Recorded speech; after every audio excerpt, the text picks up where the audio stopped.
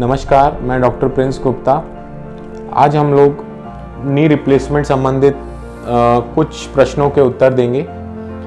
सबसे पहले हमें ये समझना ज़रूरी है कि नी रिप्लेसमेंट क्या चीज़ है और किस केसेस में की जाती है। उसके लिए पहले हमें नी की एनाटॉमी समझना ज़रूरी है। ऑस्टियोआर्थराइटिस क्या प्रॉब्लम होती है वो समझना ज़रूरी है। ये एक नी का मॉडल है, राइट नी का मॉडल है। नी में 3 बोन्स होती हैं, 3 हड्डियां होती हैं। ये जांग की हड्डी जिसको हम फीमर बोलते हैं, ये टांग की हड्डी जिसको हम टिबिया बोलते हैं, ये पटेला या फिर कुछ लोग कटोरी बोलते हैं इसको। आप अगर ये देख सकते हैं, नी का जो निचला हिस्सा है इस पर एक कार्टिलेज की परत होती है। इस पर अगर मैं आपको समझाता हूँ, कार्टिलेज की परत होती है जो कि एक बहुत ही चिकनी परत होती है।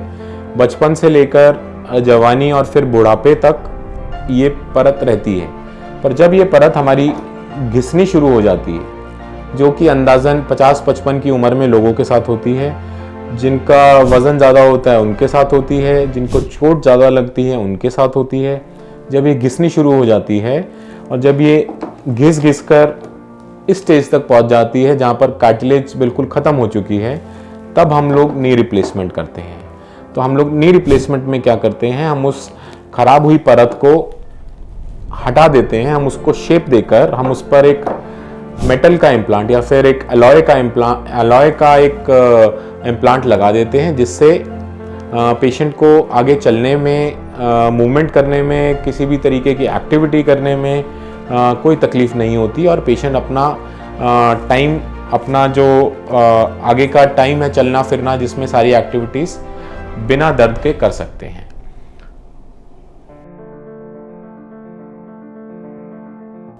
कुछ लोग पूछते हैं कि इसका सक्सेस रेट क्या है या इसकी गारंटी क्या है। तो मेरा जवाब यूजुअली यही होता है कि जितना सक्सेस रेट आपका घर पहुंचने का है या जितना सक्सेस रेट मेरा घर पहुंचने का है यहाँ से, उतना सक्सेस रेट इस नी रिप्लेसमेंट के सफल होने का है। हम लोग 99% श्योरिटी पेशेंट को देते हैं, जो कि हर तरीके के रिस्क को कवर करने के लिए 1% जो कॉम्प्लिकेशन रेट होता है वर्ल्ड वाइड किसी भी हॉस्पिटल में हो सकता है। तो 99% सक्सेस रेट की गारंटी हम लोग पेशेंट को दे सकते हैं।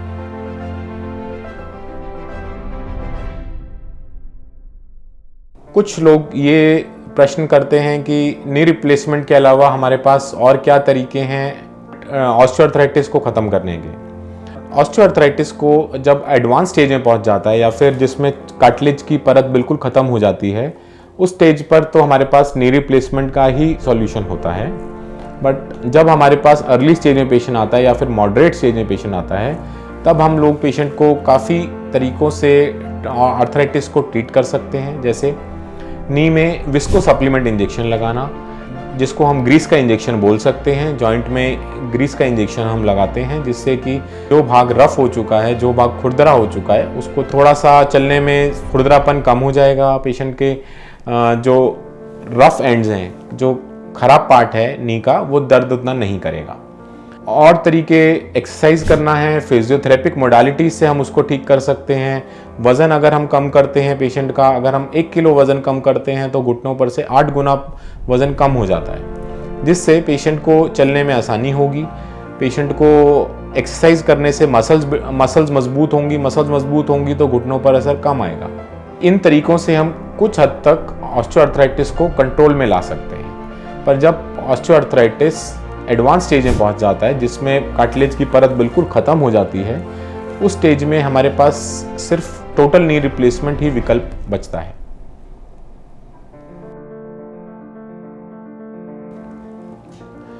What is partial knee replacement या हाफ नी रिप्लेसमेंट किसको बोला जाता है?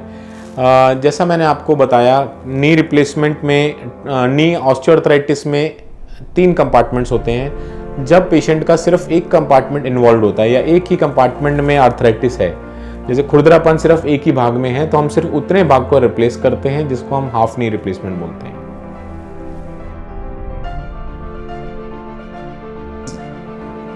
ज़्यादातर लोग ये सवाल पूछते हैं कि नी रिप्लेसमेंट में जो इम्प्लांट यूज़ होता है वो किस धातु का बना होता है और उसकी उम्र कितनी होती है।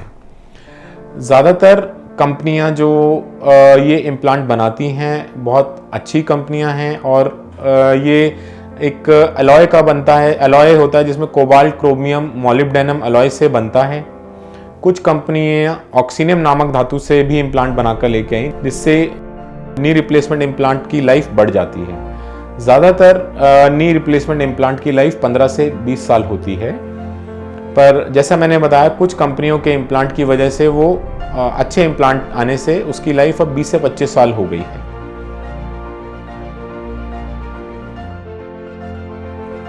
तो मैं एक ब्रीफ में या संक्षेप में आप लोगों को एक समझाना चाहता हूँ हम क्या करते हैं। हम एक दिन पहले पेशेंट को एडमिट करते हैं, पेशेंट के टेस्ट किए जाते हैं जिसमें ब्लड टेस्ट होते हैं, जिसमें चेकअप्स होते हैं, जिससे कि पेशेंट फिटनेस होने के बाद हम नेक्स्ट डे पेशेंट की सर्जरी प्लान करते हैं।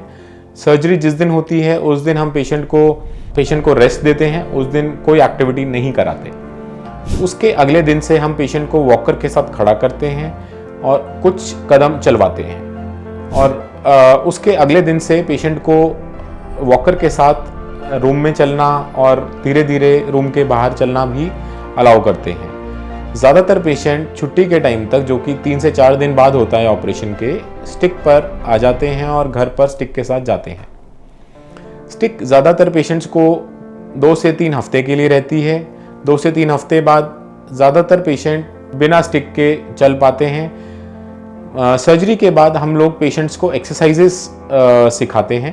एक्सरसाइज हम हॉस्पिटल में ही पेशेंट को ट्रेन करते हैं कि किस तरीके की एक्सरसाइज करनी है, क्या करना है, क्या नहीं करना है, जो कि पेशेंट्स को खुद घर पे जाके करना होता है। कुछ परसेंटेज पेशेंट्स में हमें फिजियोथेरेपिस्ट की हेल्प लेनी पड़ती है, जिसमें एक्सरसाइजेस करने में वो हेल्प करते हैं। पेशेंट्स को धीरे धीरे मसल्स मजबूत होंगी और पेशेंट आत्मनिर्भर बन पाएंगे।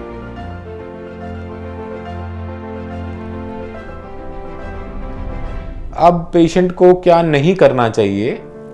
हम पेशेंट को नीचे बैठना और पालथी मारना मना करते हैं। उसका कारण ये नहीं है कि पेशेंट नहीं कर सकते, पेशेंट कर सकते हैं, पर जितना करेंगे उतना करने से नी का जो इम्प्लांट होता है वो कमज़ोर होता है, वो घिसता ज़्यादा है। जितना घिसेगा तो जो हम लाइफ बता रहे हैं इम्प्लांट की 15 से 20 साल या 20 से 25 साल, वो कम हो जाती है। तो हम पेशेंट को नीचे बैठना और पालथी मारना मना करते हैं। पेशेंट को जंप लेना मना करते हैं ऊंची सरफेस से। अगर ये हम नहीं करते हैं चीज़ें तो हमारा नी इम्प्लांट बहुत अच्छा चलता है और 15 से 20 साल या कुछ केस में 20 से 25 साल भी आराम से कर सकता है।